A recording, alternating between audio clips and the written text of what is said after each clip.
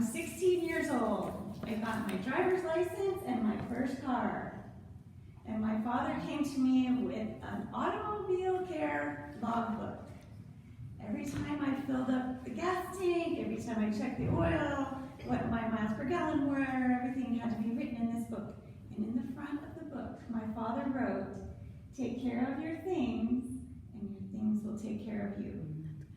Contest master, fellow Toastmasters, guests, and anyone who's ever had a car, you know this is true. If you take care of your car, it's more likely to be ready to drive it when you want to go somewhere. My life's work now is helping people learn to take care of their things. What I do is based on a Japanese method that has its roots in Shintoism. Now, in Toastmasters, we don't talk about R-rated things or politics, and we usually stay away from religion. But today I'm going to talk to you about Shintoism for your information. And maybe you'll get a new perspective on your things by looking at it from the Japanese Shinto perspective.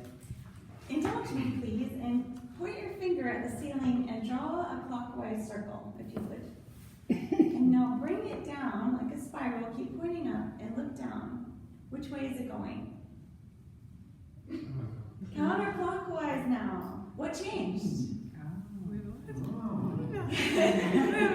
What changed? Your perspective changed. The same thing was happening. Same finger, same direction, but your perspective changed. Sometimes we can look at something and think, well, they're just wrong for thinking that way, but they're just looking at it from a different perspective. In this case, then, if you could look at the world from a Shinto perspective, maybe it will add something to your life. I'm going to tell you what Shintoism is, 3 practices of Shintoism that affect how you might look at things, and then we'll wrap up.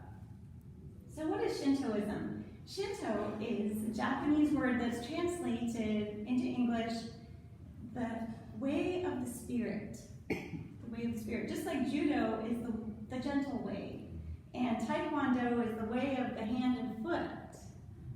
Shinto is the way of the spirit. I looked into this a little bit. What does that mean?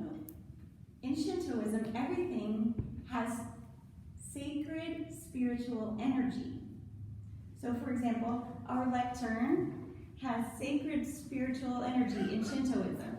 Now, you might be thinking, that's silly. This is an inanimate object. How could this have sacred spiritual energy?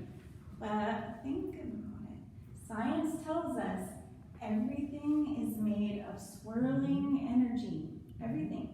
We, with the most powerful microscope, have not identified particles of matter. Everything is swirling energy. This thing that looks like a solid inanimate object is actually swirling energy. It's just swirling so slowly that we can... If you could forget about the sacred part and just look at the swirling energy part for the purpose of this discussion, and accept that everything is made of energy. The 3 practices of Shintoism then, the first one is that everything deserves respect. The energy that it took to grow the tree, to make the planks, to put it together and bring it to this room deserves respect. And so then if we respect things, we'll care for them, care for your things, and they'll take care of you. We care for this lectern so that when we're ready to have our meeting, we can set it up here and support our papers. It has a purpose, and that energy is being used for an important purpose in our club. So the first one is respect. The second one is honor. It's similar to respect, that we honor our things in a way that shows that respect. We don't just throw this under, out in the yard. We keep it clean, we store it nicely. I think of an example of not honoring something that deserves respect is coins, money. In Shintoism, you wouldn't just throw coins on the floor of your car or back in the back of a drawer, because the energy that is in that coin is meant for you to either save in the bank or spend. The actual coin is meant to be spent. If you put it in the bank, they circulated to be spent by someone else. So that energy of the coin is respected and honored when you either put it in your wallet to be ready to spend it, or you deposit it in the bank or spend it. Okay, so we have respect, honor, and the final one is gratitude.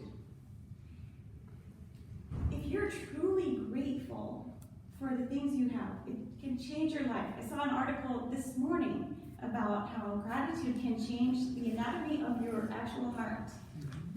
And gratitude makes us feel differently.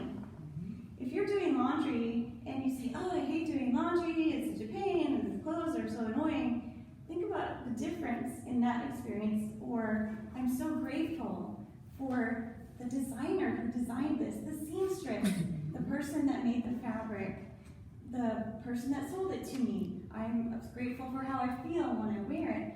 You'll be treating that article of clothing differently, and you'll feel differently about it. So I'd like to encourage you then to consider how you could honor the energy of the things that you have. What do you have that's dormant? The energy is not being used. It's stuffed in a box in the garage.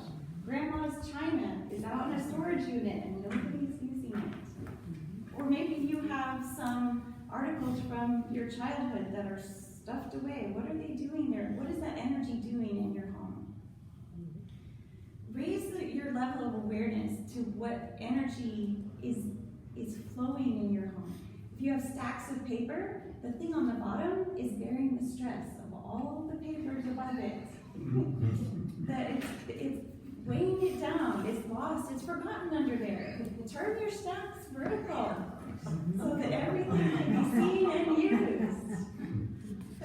There are all kinds of applications of thinking in terms of sacred energy. And if it goes against your religious principles to look at an object as sacred, you could be thinking in terms of your faith, how this sacred being or God provided this thing for you so that you can respect it, honor it, and have gratitude for it. So I just want to leave you with the final word: take care of your things, and your things will take care of you.